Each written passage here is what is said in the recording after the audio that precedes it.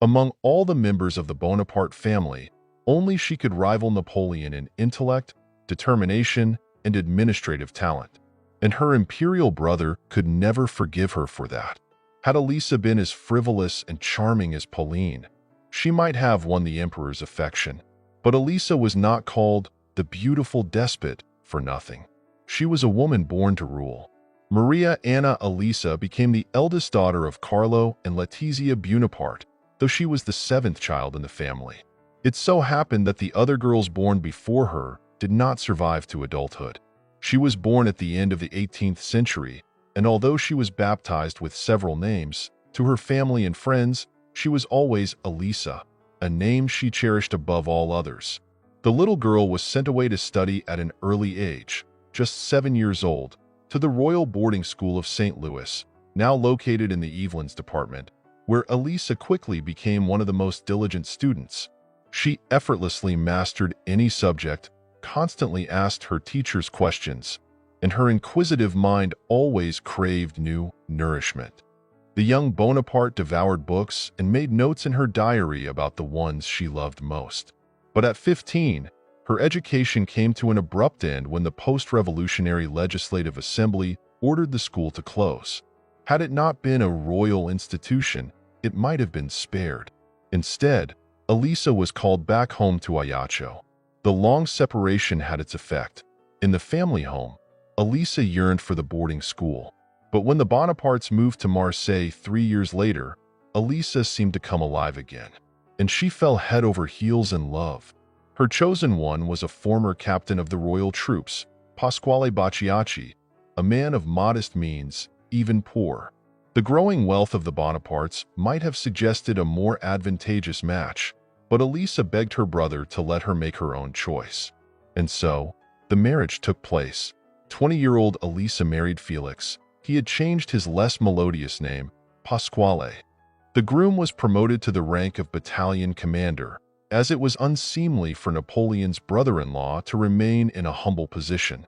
Contemporaries called Elisa a beauty, perhaps flattering Napoleon, though portraits do show an attractive young woman. But among her sisters, she stood out not so much for her looks as for her intellect. When Elisa and her husband moved to Paris, their home quickly became a gathering place for educated, talented, and brilliant individuals. Madame Bacciacchi hosted literary evenings, invited fashionable artists, and welcomed journalists. Many sought her company. Her home was a place where one could spend time both enjoyably and profitably.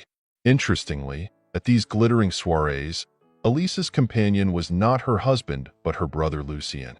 Their tender friendship grew even stronger over the years, and when Lucien was widowed, it was Elisa who took his daughters under her wing.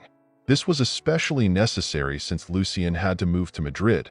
Napoleon had effectively dismissed him from his post as Minister of the Interior for negligence and sent him on a diplomatic mission to Spain.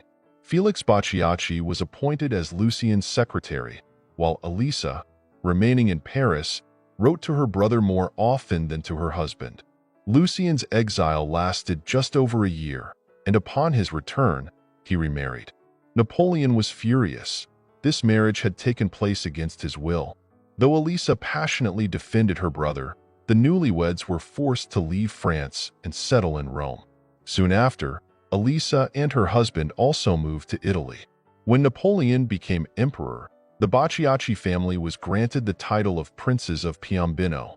A little later, the duchies of Lucca, Massa, and Carrara were added to their domains. Elisa and Felix's 3 children were born in their new homeland: Elisa Napoleona, Jerome Charles, and Frederick Napoleon. The responsibilities of managing these new territories fell entirely on Elisa's shoulders. Unfortunately, Felix possessed no remarkable talents and was content to remain in his wife's shadow. The Princess of Piombino, however, worked tirelessly. She founded an academy of fine arts, personally inspected the quarries producing the finest white marble in Europe, which now belonged to her, and established a bank to support the marble workers and sculptors. To better understand the needs of her people, she set up a committee for public welfare. Elisa's interests were vast. She oversaw the development of Lucca's criminal code, established free hospitals for the poor, and ordered the creation of a dispensary in the port of Piombino. She even pondered new technologies. How could they be used to boost production? What could be done to improve trade and agriculture in her lands? The determination and decisiveness with which Elisa ruled earned her the nickname, the Beautiful Despot. Word of the industrious and beautiful Elisa, of course, reached Paris, but the emperor forbade her name from being mentioned in the newspapers. While he was happy to place his relatives on thrones across Europe, only one son was allowed to shine on the continent. Napoleon did not appreciate his sister's competition. When the princess expressed her desire to govern Tuscany, the emperor did not immediately agree. In the end, he had no choice but to consent. Who else could he rely on in that region? But with a condition. In her own lands, Elisa could do as she pleased, but Tuscany would remain subject solely to Bonaparte's laws. Elisa's arrival in Florence turned out to be disastrous. The people did not want her there. To make matters worse, an uprising against military conscription broke out, which had to be suppressed by force. Settling in the Palazzo Pitti, once the residence of the Medici, the princess offered her husband a different palace. He didn't object.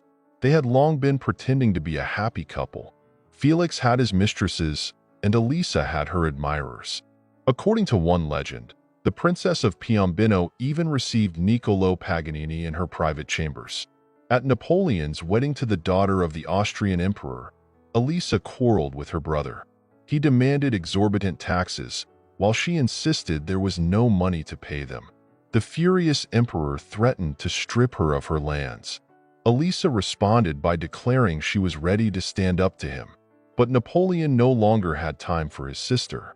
He was facing a disastrous military campaign in Russia, a humiliating return to France, and the loss of all his power. In Italy, Murat, once his loyal ally, betrayed him immediately and even attempted to seize Florence. Elisa was driven out of the city. The Princess of Piombino wandered across Europe, sometimes to Lucca, then to Marseille, and later to Trieste.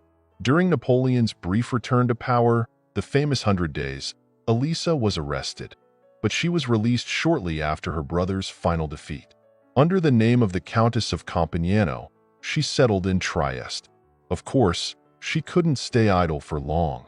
Soon, Elisa became engrossed in archaeological excavations, where she likely contracted a lung disease. In June 1820, the sister of the former emperor fell ill. The illness progressed rapidly, and by August, Elisa had passed away. Her son, Frederick Napoleon, tragically died at just 19 after a fall from a horse. Her daughter, Elisa Napoleona, lived to see the rise of the third Bonaparte.